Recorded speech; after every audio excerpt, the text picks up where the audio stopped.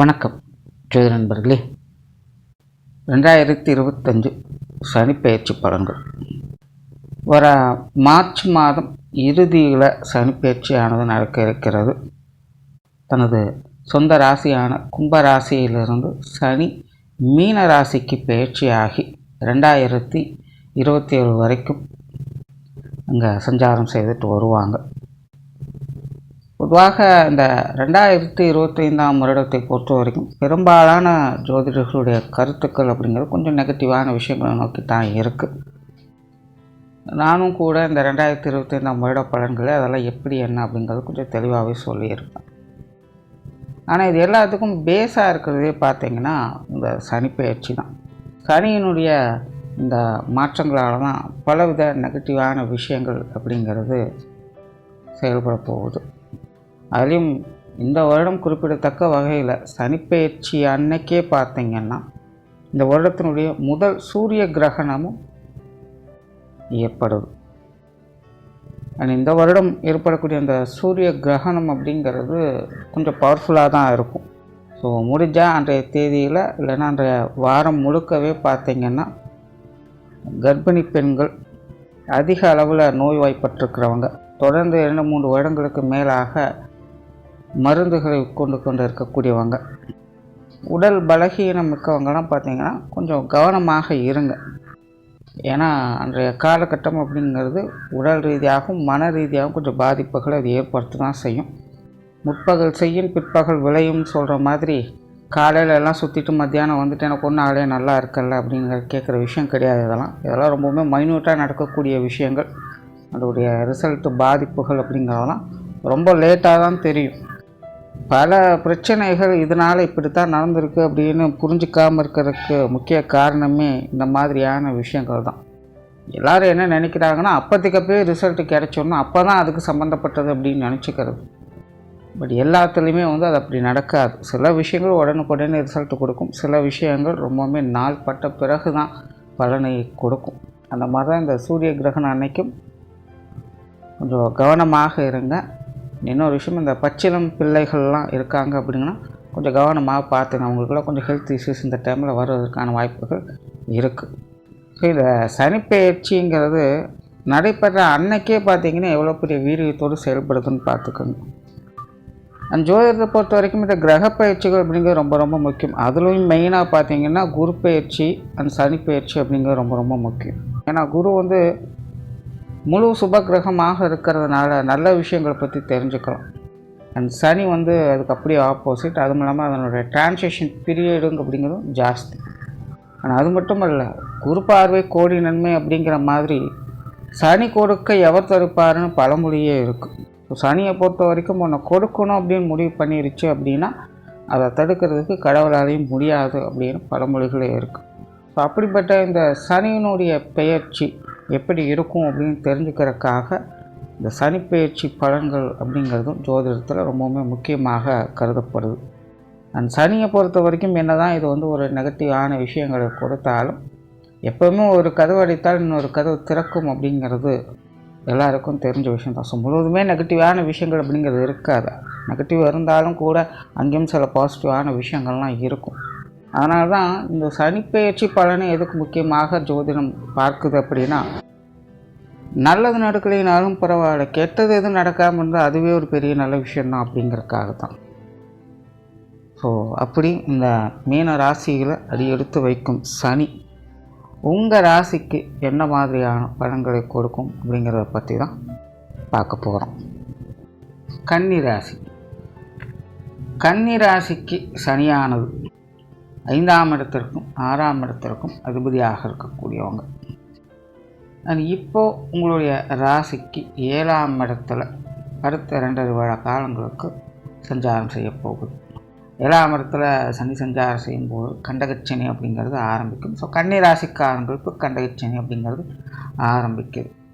But பொதுவாகவே கன்னி ராசியை பொறுத்த வரைக்கும் சனியானது எப்போவுமே ஒரு பேலன்ஸ்டான நிலைகளில் தான் வேலை செய்யும். அதாவது அதிக அளவில் நன்மைகளையும் கொடுக்காது, அதிக அளவில் தீமைகளும் கொடுக்காது அப்படின்னு சொல்லலாம். இன்னும் கிளியராக சொன்னால் கன்னி ராசியை பொறுத்த வரைக்கும் சனி கொடுக்கவும் செய்யும், சனி கெடுக்கவும் செய்யும் அப்படின்னே சொல்லலாம். பொதுவாகவே சனி என்பது பேலன்ஸ்டாக தான் இருக்கும். ராசியின் அடிப்படையில் பார்க்கும்பொழுதும் இந்த கன்னி ராசிக்கு சனியானது எப்போதுமே ஒரு பேலன்ஸ்டான நிலைகள் தான் வேலை செய்யும். தவிர இந்த கண்டகச்சனி அப்படிங்கிறது கூட பெரிய அளவில் நெகட்டிவான விஷயங்களை கொடுக்கறது அல்ல. இந்த கண்டகச்சனி அப்படிங்கிறது பல விஷயங்களுக்கும் சாதகமான நிலைகளை தான் ஏற்படுத்தும். ஒரு பிரச்சனை என்ன அப்படின்னு பார்த்தீங்கன்னா, கண்டகச்சனிகளில் எதிர்ப்புகள் அதிகமாகும். இது ஒன்று தான் பிரச்சனை. நண்பர்களாக இருந்தவங்க கூட எதிரிகளாக மாறுவாங்க. இதுதான் கண்டகச்சனியில் ஏற்படக்கூடிய பெரும் பிரச்சனை. அதாவது அவங்களுக்கும் மற்றவர்களுக்கும் முரண்பட்ட தன்மைகள் அப்படிங்கிறது அதிகரிக்கும். இந்த கண்டகச்சனி காலங்கள் வரும்பொழுது நம்ம ஒன்று சொன்னால் அங்கே போய் சேர்றது வேறு மாதிரி இருக்கும். மற்றவங்க ஒன்று சொன்னால் அது நம்மக்கிட்ட சேர்றது வேறு மாதிரி இருக்கும். இல்லைன்னா என்னையா நிற்கிறேன்னு சொல்லுவாங்க. இது நல்லதுக்கும் சொல்லலாம், கெட்டதுக்கும் சொல்லலாம். அதாவது இதை காமெடியாகவும் எடுத்துக்கலாம், சீரியஸாகவும் எடுத்துக்கலாம். பட் காமெடியோ சீரியஸோ அதை அந்தந்த சூழ்நிலைகள் தான் தீர்மானிக்குது இல்லைங்களா? கிட்டத்தட்ட அப்படி தான் இந்த கண்டகச்சனி அப்படிங்கிறது. சூழ்நிலைகளுக்கு ஏற்ப நல்லவர்கள் கெட்டவர்களாகவும் மாறுவாங்க, கெட்டவர்கள் நல்லவர்களாகவும் மாறுவாங்க. ஏன்னா ஏட்டிக்கு போட்டியான சமாச்சாரங்கள் அப்படிங்கிறது இந்த காலகட்டங்களில் அதிகரிக்கும். ஆல்ரெடி கன்னிராசிக்காரங்க தற்போதைய நிலையில் ஓரளவுக்கு பரவாயில்ல அப்படின்னு சொல்லக்கூடிய நிலைகளை பார்த்துட்டு வராங்க. அவங்களுக்கு எல்லாமே ரொம்பவும் சூப்பராக இருக்குது அப்படின்னு சொல்கிறதுக்கு இல்லை, அதே போல் எல்லாம் சுமாராக இருக்குது அப்படின்னு சொல்கிறதுக்கும் இல்லை. அவங்களுடைய தேவைகளுக்கேற்ப அது பூர்த்தி ஆகிட்டு தான் இருக்குது. இப்படி இருந்தாலுமே மனசில் ஏதோ ஒரு விட்டவரை தொட்டவரைங்கிற மாதிரி சின்ன சின்ன மனக்குறைகள் அப்படிங்கிறது தவிர்க்க முடியாததாக இருந்துக்கிட்டு தான் இருக்கும். ஆனாலும் பெரிய அளவில் பேர்டன் அப்படிங்கிறது கிடையாது. எந்த ஒரு சூழ்நிலையாக இருந்தாலும் அதை எப்படியோ உருட்டி பிரட்டி சமாளித்து கொண்டு போய்கிட்டு தான் இருக்காங்க. ஸோ இனி வரக்கூடிய காலங்களும் பார்த்திங்கன்னா கிட்டத்தட்ட அப்படியே தான் இருக்கும். பெருசாக இந்த சனிப்பெயர்ச்சியால் மாற்றம் அப்படிங்கிறதெல்லாம் எதுவும் கிடையாது. பெரும்பாலும் வழக்கமான விஷயங்களை தான் பார்த்துக்கிட்டு வருவீங்க. என்ன மற்றவங்களோட சங்கடம் இல்லாமல் விரோதம் இல்லாமல் பார்த்துக்கோங்க. கன்னிராசிக்காரங்களுக்கு அதை செஞ்சிட்டாலே பெரிய அளவில் பிரச்சனைகள் எதுவுமே இருக்காது. ஆனால் கண்டகச்சனி வரக்கூடிய காலகட்டங்களில் தான் பெரும்பாலும் செய்யக்கூடிய விஷயங்கள் என்னென்னா, அப்போ தான் எல்லாருக்கிட்டையும் போய் வம்பு இழுப்பாங்க அல்லது மற்றவங்க வம்புக்கு இழுப்பாங்க. நீயா நானாங்கிற ஈகோ பிரச்சனைகள்லாம் அதிகரிக்கும். குடும்பத்தில் இருக்கிறவங்ககிட்டே பார்த்திங்கன்னா ஒரு அதிகாரத்தனத்தோடு செயல்படக்கூடிய தன்மைகளை இது கொடுக்கும். அதை ஒரு பொசிட்டிவ்னஸாகவும் எடுத்துக்கலாம். அதாவது அளவுக்கு மீறினால் அமிர்தம் நஞ்சு அப்படிங்கிற மாதிரி அளவுக்கு அதிகமான பாசமும் எதிர்பார்ப்புகளும் கூட பல நேரங்களில் பிரச்சனைகளை கொண்டு வந்துடும். அந்த மாதிரி குடும்பத்துக்குள்ளே கூட இப்படி தேவையில்லாத ஈகோ பிரச்சனைகளை கிளப்புவோம். இந்த மாதிரியான விஷயங்கள் காரியங்களாம் கன்னிராசிக்காரங்க கவனமாக இருக்கணும். எதிர்ப்புகள் விரோதங்களை வளர்த்து கொள்ளாமல் இருப்பது நல்லது. ஆரம்பத்திலே அதை கொஞ்சம் புரிஞ்சுக்கிட்டு அதுக்கு தகுந்த மாதிரி அனுசரித்து போய்கிட்டாங்கனாலே இந்த கண்டகச்சனி அப்படிங்கிறது பெருசாக அவங்களுக்கு பாதிப்புகளை கொடுக்காது. இப்போ ஜெனரல் கன்னிராசியை பொறுத்த வரைக்கும் இந்த சனியானது ஒரு நியூட்ரல் லெவலில் தான் வேலை செய்யும். அப்படிங்கிறதுனால சங்கடம் கொடுத்தாலும் இருக்குண்டான ஒரு சொல்யூஷனையும் கொடுத்துரும். அதை புரிஞ்சுக்கிட்டு செயல்படக்கூடிய திறன் தான் இப்போதைக்கும் உங்களுக்கு தேவைப்படும். அந்த கண்டகச்சனி காலங்களில் நல்ல விஷயங்கள் அப்படின்னு பார்க்கும்பொழுது ஆன்மீகத்தில் நாட்டம் அதிகரிக்கும். காரணம் பொதுவாக இந்த கண்டகச்சனி காலகட்டங்கள்லாம் பார்த்திங்கன்னா மற்றவங்க மேலே நம்பிக்கை இழக்க செய்யும். என் தன் மேலே கூட நம்பிக்கை இழக்க வச்சிடும்.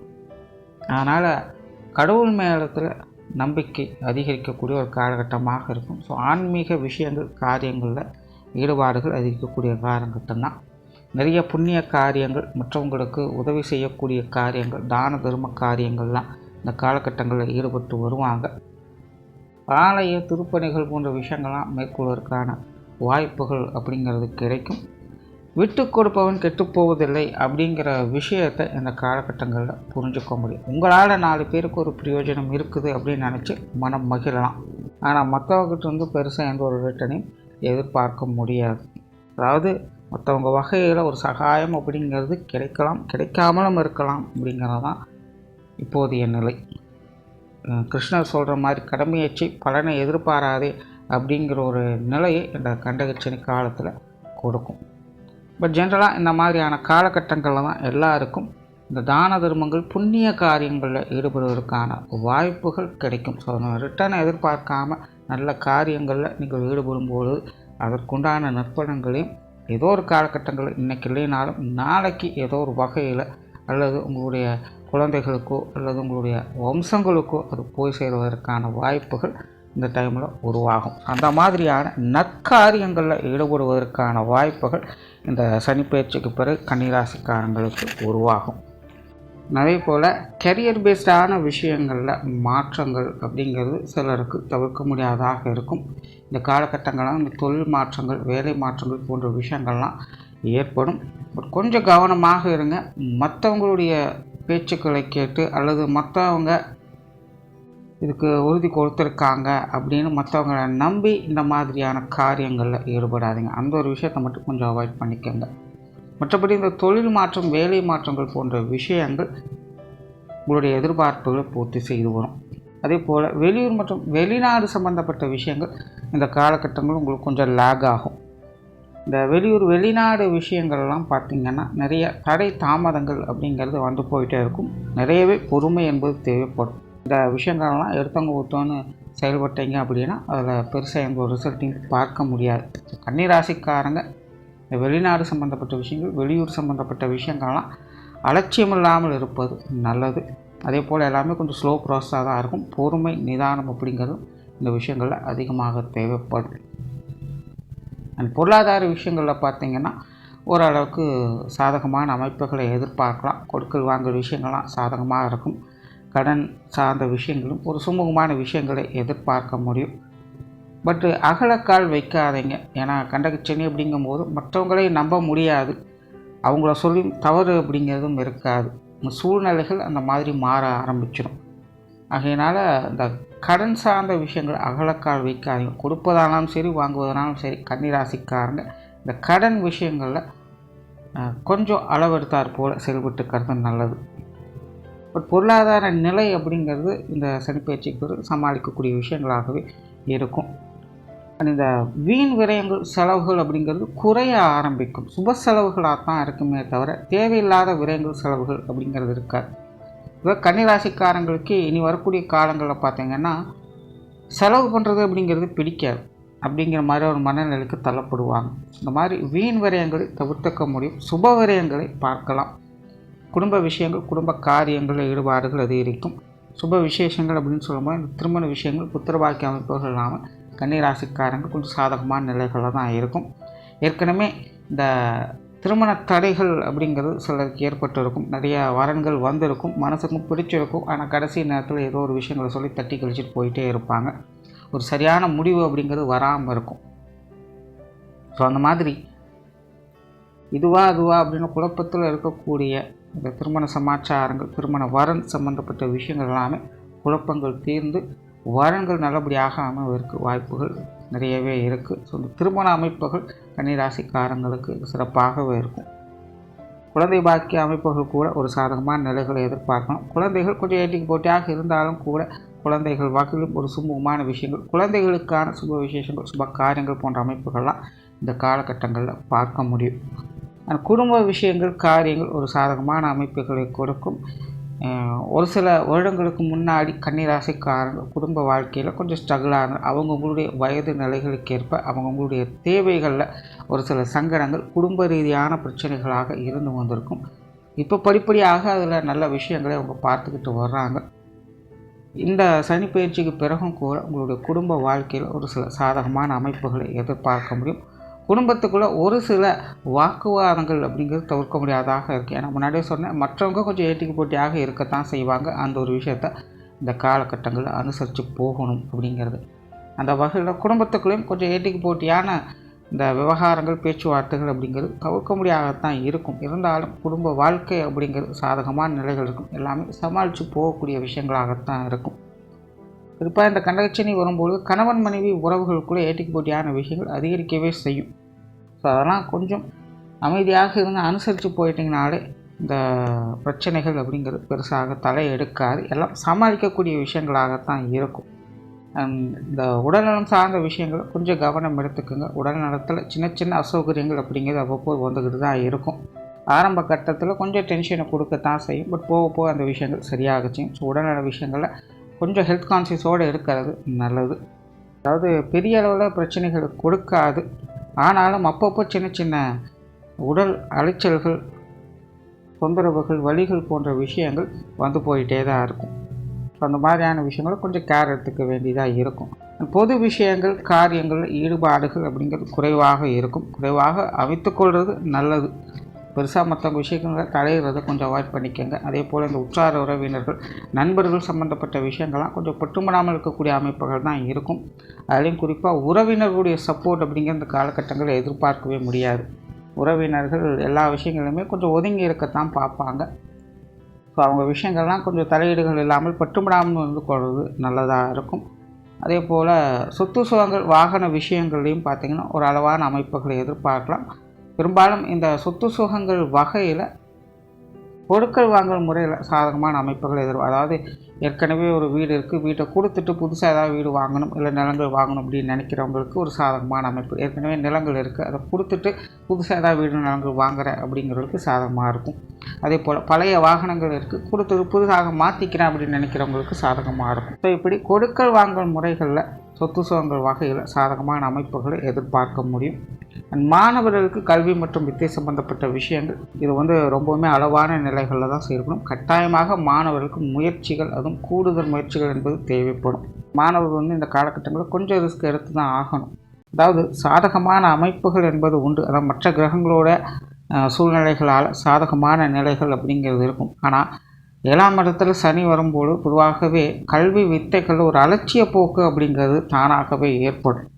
அதனால் கொஞ்சம் கூடுதலாக இன்ட்ரெஸ்ட் எடுத்து முயற்சி எடுத்து எல்லா விஷயங்களும் செய்து வர்றது மாணவர்களுக்கு நன்மைகளை கொடுக்கும். ஸோ ஓவராலாகவே இந்த சனிப்பெயர்ச்சியானது கன்னிராசியை பொறுத்த வரைக்கும் தனிப்பட்ட முறையில் இது பர்சனலாக எந்த ஒரு அஃபெக்டும் பண்ண போகிறதில்ல. பெரும்பாலும் வழக்கமான விஷயங்கள் தான் இருந்துக்கிட்டு இருக்கும்.